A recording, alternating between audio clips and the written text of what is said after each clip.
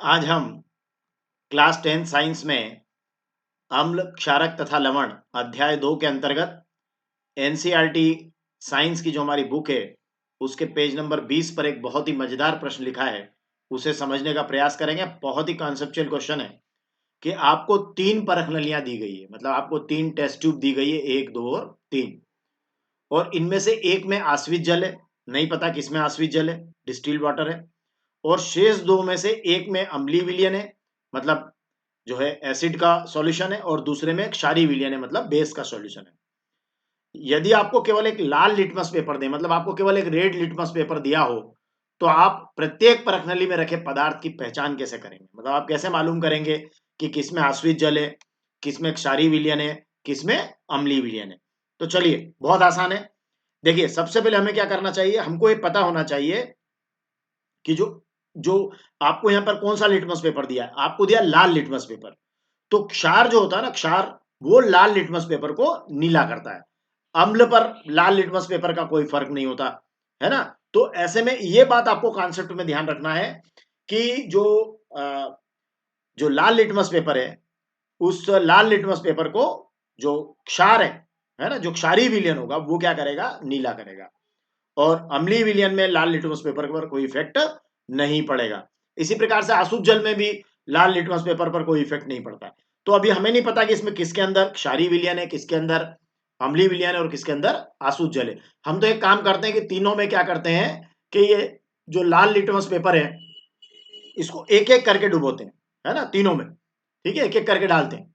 तो लाल litmus paper को या लाल लिटमस पत्र को तीनों परख नलियों में एक एक करके डालते हैं। तो डाल दीजिए, ये एक एक करके डालें। एक में डाला, कुछ नहीं हुआ।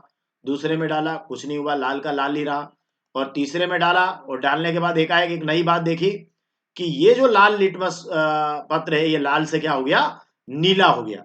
तो अब हमें पता है कि लिटमस पेपर लाल से नीला कब होता है, जब विलयन कैसा होता है, क्षारीय होता है। तो हमको एक आइडिया तो ये लग गया कि ये जो परख नली 1 है, इसके अंदर क्षारीय विलयन है, लेकिन हमें नहीं पता कि 2 और 3 में कौन सा विलयन है। कारण क्या है? कारण ये है कि जो लाल लिटमस पेपर है, उसका कलर न तो अम्लीय विलयन में बदलता है, ना अशुद्ध जल में बदलता है। तो फिर ऐसे में अब इसमें से कौन अम्लीय विलयन है, कौन अशुद्ध जल है, ये पता नहीं चल रहा है। हाँ, ये तो पता चल गया कि ये क्षारीय विलयन है।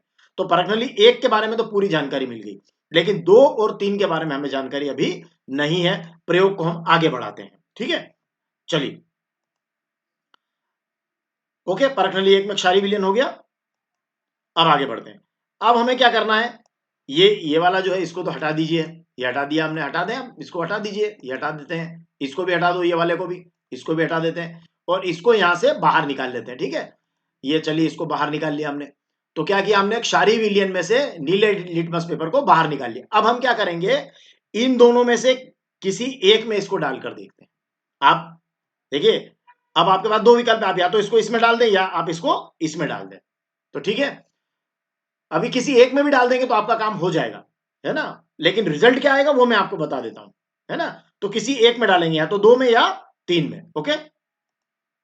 तो चलिए, इसको 2 में डालते हैं, इसको यहां से लेकर 2 में डालते हैं, है ना। किसी एक अन्य परख नली 2 में डाल रहे हैं इसको, किसको, ये जो क्षारीय विलयन से निकला हुआ जो नीला लिटमस पेपर है, इसको, है ना।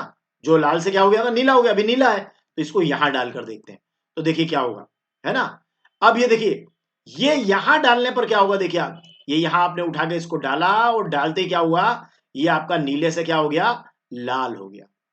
तो अगर ये नीले से लाल हो जाता है ना, ये लिटमस पेपर नीले से लाल हो जाता है, तो हम समझ जाएंगे कि ये परख नली 2 में अम्लीय विलयन है। कैसा विलयन है, अम्लीय विलयन है, क्योंकि अम्ल नीले को क्या कर देता है, नीले लिटमस पेपर को लाल कर देता है अम्ल। तो ये नीले को लाल कर दिया।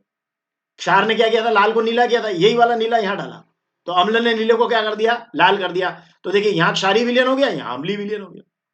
अब देखिए, यहां अगर अम्लीय हुआ तो ये बचा कौन सा, ये वाला आपका अशुद्ध जल बच गया। तो आपका टेस्ट तो कंप्लीट हो गया, ओके। मतलब आपने क्या किया, इसको यहां से यहां डाला, सेकंड वाले में डाल के देखा, तो यहां ये नीला लाल हो गया, तो आपने कहा ये अम्लीय विलयन है। अब बचा हुआ कौन सा हो गया, आश्वित जल हो गया। लेकिन अगर आप मान लीजिए ऐसा करते कि इसको यहां डाल देते, तो अभी ऐसा थोड़ी कि आपको यहीं डालना, आप यहां भी डाल सकते थे। लेकिन इन दोनों में से कोई भी एक स्टेप करना है आपको, या तो आप इसमें डाल दीजिए या इसमें डाल दीजिए, आपको रिजल्ट, आपका उत्तर आ जाएगा। मतलब आपने अगर यहां डाला तो बचा हुआ आश्रित हो गया, और अगर आप इसको यहां डालते हैं तो क्या होगा देखिएगा, मतलब स्टेप 2 का दूसरा विकल्प लें अपन। देखिए इसको यहां से लेके हम क्या करते हैं, आश्रित जल के अंदर डाल देते हैं, सॉरी हम कहेंगे तीसरी वाली परख नली में डाल देते हैं। ओके, तो यहां डाल दीजिए इसमें, तो तीसरी में डाल दें इसको उठा के, तो क्या होगा, अगर ये लिटमस पेपर नीला ही रह जाए तो हम समझ जाएंगे ना कि ये नीला ही रह गया। नीला ही रह गया मतलब इसमें क्या है, नीला ही रह गया मतलब इसमें क्या है, कौन सा जल है, इसमें आश्रित जल है। तो अब शेष बची हुई परख नली 2 में क्या होगा, अम्लीय विलयन होगा, है ना, क्योंकि ये नीला ही रह गया ना। आसुत जल का क्या होता है, नीला लिटमस पेपर डालो तो नीला रह जाता है, लाल लिटमस पेपर डालो तो लाल रह जाता है ना। और ये शेष बचा हुआ हमारा क्या हो गया, ये अम्लीय विलयन हो गया। तो इस प्रकार से हम तीनों परख नलियों में बता पाएंगे कि हमारी परख नली 1 में क्षारीय विलयन है, 2 में अम्लीय और 3 में आश्रित जल है। स्टेप बाय स्टेप इस प्रोसेस को आप करके देखिएगा, बहुत मजा आएगा। Thank you very much.